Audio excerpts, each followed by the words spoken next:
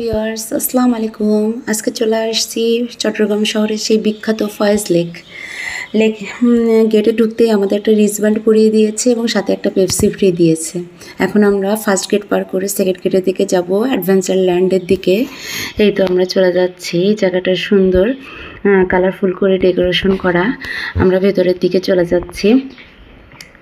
সুন্দর নিরিবিলি পরিবেশ ছিল, এখনও মানুষের সমাগম তেমন একটা হয় নাই এবং পরিবেশটা সুন্দর ক্লিন ছিল। এই যে এগুলো দেখছেন, এগুলো হচ্ছে মেনলি ফুড স্টল। এখানে এক একটা স্টলে এক একটা ফুড আইটেম পাওয়া যায়। যে আমার ছোটো পণ্ডিতটা ইচ্ছা মতো ঘুরে বেড়াচ্ছে।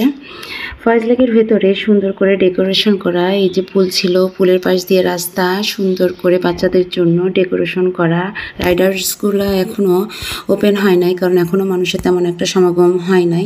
সন্ধ্যার দিকে নাকি এগুলো ওপেন করে, তখন মানুষজনের ভিড় হয়, তখন এগুলো ওপেন হয়। এখন আমরা চলে যাব লেকের মেন পয়েন্টের দিকে। তো লেকের মেন পয়েন্টটা উপরের দিকে, মেনলি পাহাড়ের রাস্তা। এটাও একটা পাহাড়ের রাস্তা কেটে তৈরি করা। লেকের দিকে আমরা যাচ্ছি। রাস্তাটা খুব সুন্দর ছিল। এই সেই মেন পয়েন্ট, ফয়েজ লেকের লেক। জায়গাটা খুবই নিরিবিলি সুন্দর, আমার খুব ভালো লেগেছে। তবে খারাপ লাগার বিষয় এটাই যে প্রতিটা পয়েন্টে পয়েন্টে এরা টিকিট সিস্টেম করে রেখেছে। তো এখান থেকে আমাদের টিকিটের সাথে একটা বোট ফ্রি ছিল। তো বোটে করে আমাদের ঘুরাই নিয়ে আসবে মেন লেকটা। তো আমরা এখন বোটের দিকে চলে যাচ্ছি। বোর্ডের যে এখন আমি এখানে দাঁড়িয়েছিলাম যে কোন বোর্ডটাতে উঠবো, এখন বোর্ডে করে আমরা মেন লেকটা আমাদের ঘুরাই নিয়ে আসবে। তবে সি ওয়ার্ল্ডে আমরা নামবো না, কারণ আমরা যেতে যেতে বিকেল করে ফেলছিলাম। এখন সি ওয়ার্ল্ডে যাওয়া মানে পানিতে নামা, একটু দাপাদাপি করা। তো এই টাইমটাতে পানিতে নামবো না, এই কারণে আমরা আর সি ওয়ার্ল্ডে ঢুকি নাই। এখন আমরা লেকটাই একটু ঘুরে চলে আসবো।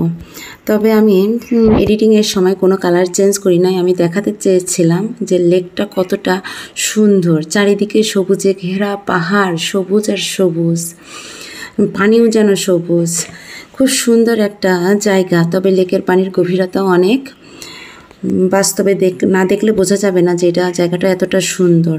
কারোর যদি মনে হয় যে আমি হারিয়ে যেতে চাই, তবে এখানে লুকিয়ে থাকতে পারে। তাকে কারোর দ্বারা সম্ভব হবে না এই জায়গা থেকে খুঁজে বের করে। এটা খুবই গহীনে, বাস্তবে চোখে না দেখলে বোঝা যাবে না এটা কতটা গহীন। যতটা সুন্দর ততটা ভয়ঙ্করও বটে। যে এই যে চলে আসছি আমরা সি ওয়ার্ল্ডের কাছে। তবে এখানে আমরা নামবো না, এখান থেকে আমাদের ট্রলারটা ব্যাক করে নিয়ে যাবে।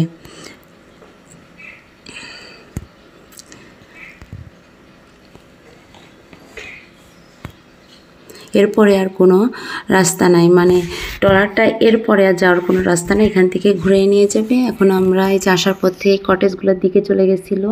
এই কটেজগুলোতে নাকি পার নাইট ভাড়া 12,000 করে, তাও অনেক দিন আগের থেকে নাকি এটা বুকিং দিয়ে রাখতে হয়।